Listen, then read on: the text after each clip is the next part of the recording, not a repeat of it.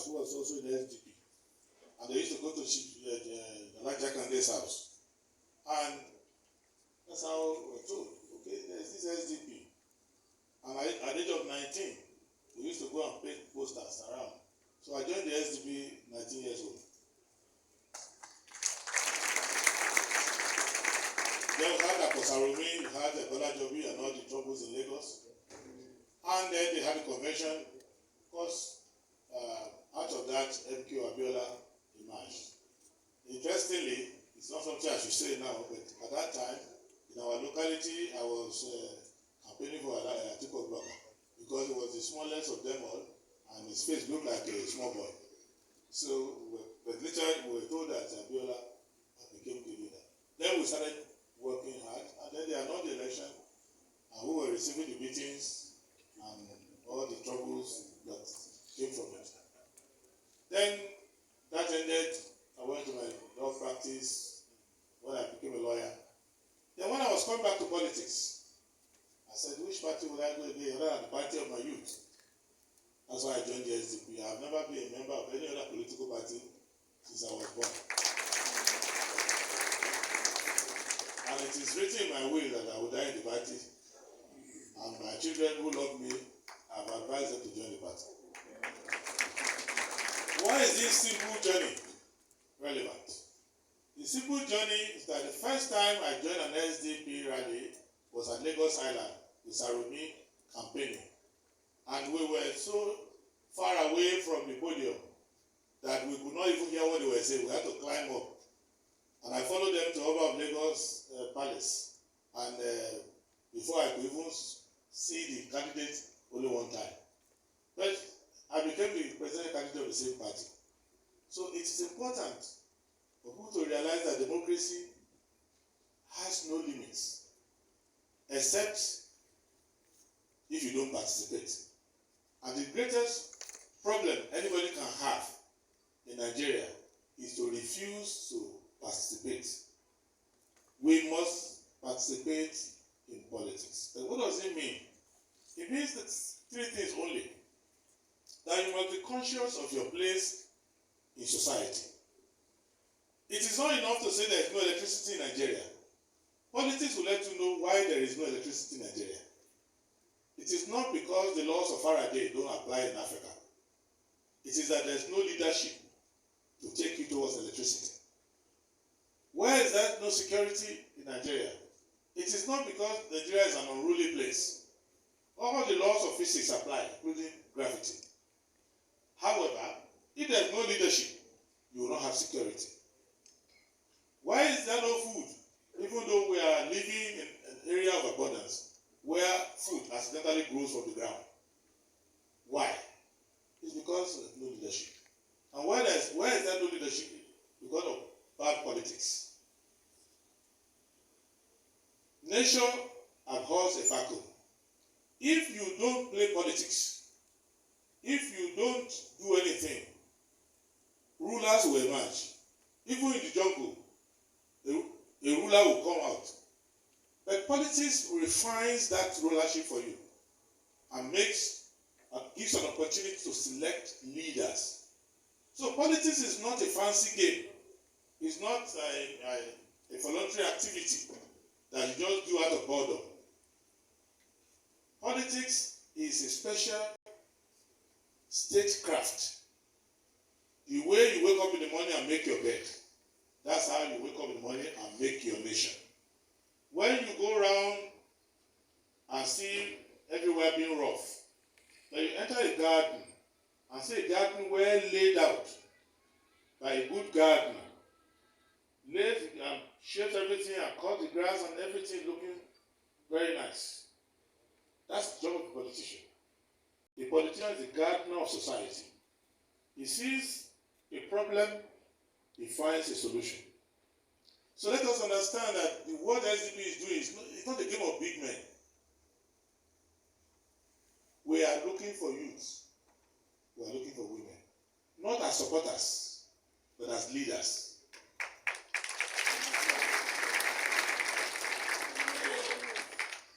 That is why the national chairman of our party, Sheikh Musa Gabam, is a youth.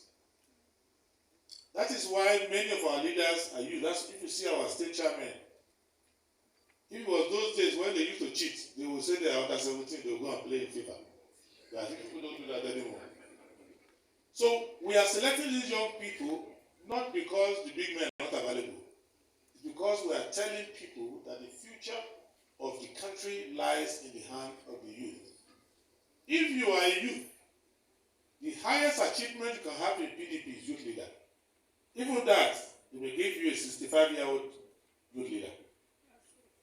If you are APC, the highest achievement you can have as a youth is shift up. For you to go and help them beat people up. But in SDP, the chairman will be a youth, presidential candidate will be a youth, most governorship candidate will be youth, state chairman automatically youth. And in our party, women are the controller of our party. Every sensitive place you find the party.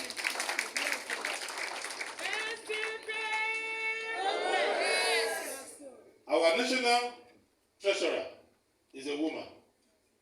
And because Rivers has money, they are used to money, we make sure it came to Rivers State. But the challenge we have in Nigeria now is that there is no political class anymore.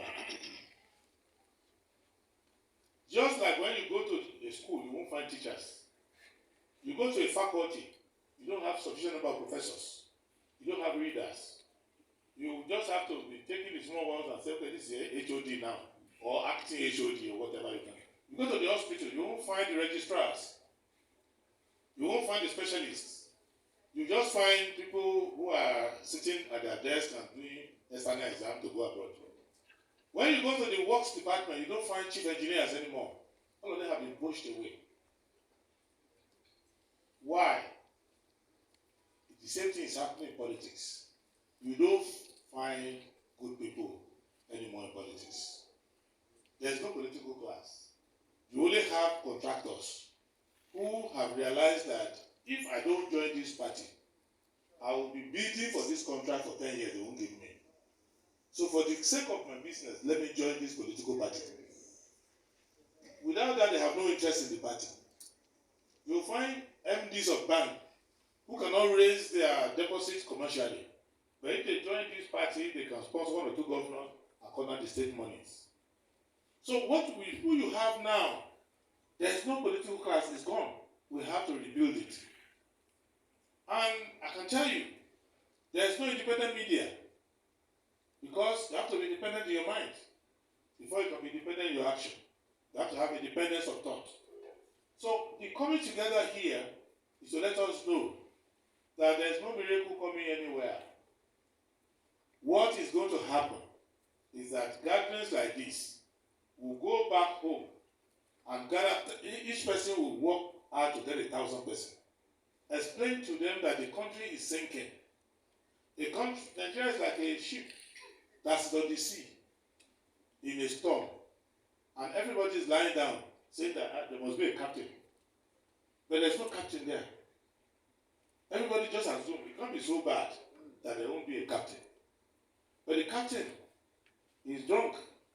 Adebayo just enjoying himself.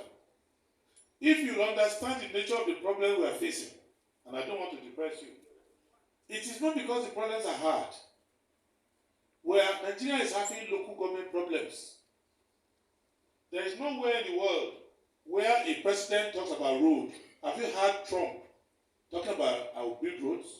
No. Roads are built by local governments. Nobody talks about roads anymore. It's not a federal government activity. It's a local government activity. Councillors and chairmen.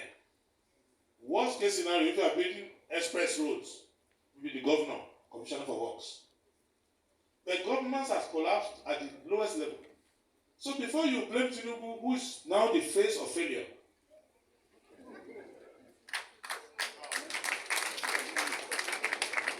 he is the latest face of failure. And he's not ashamed of it. Because when you say, come and interview for the job, you say, I don't have anything to say other than Bala Blue or Bulaba. He did not show up at all. So if you still get the job, he has nothing to account for. You cannot stand on a man who cannot stand on his two legs, who has to be propped up by his assistants. How is it going to solve your problem? So what you need to understand is that the failure is starting in our communities. We ourselves have baptized politics. We have turned politics to a game of gambling. The first thing they will ask anybody who wants to go into politics now, do you have money? Nobody asks, do you have ideas?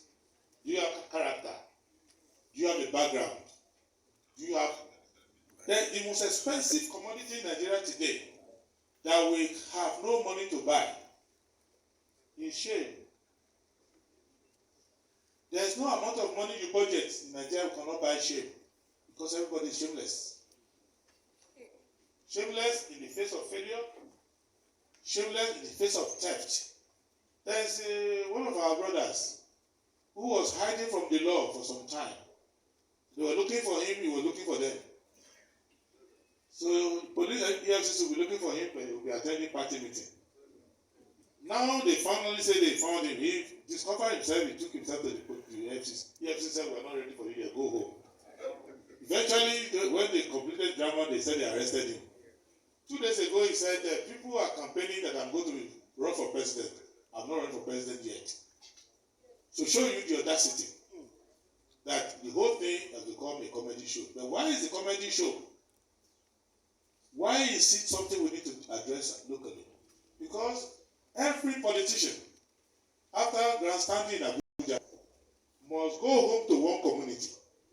How they are received in that community will tell them whether we who are criticizing them are crazy or they are crazy.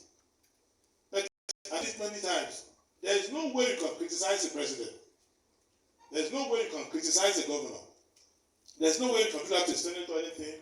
If his people accept him as he is, he will never change. The nakedness of Tinubu became obvious to him when he went home in a convoy to celebrate a stolen election. And people told him, "He being power, we are hungry, carry your car out of here." That was when he realized, he thought that maybe his enemies said it. But everybody started telling him that we are hungry. And it is not enough to say it in between elections.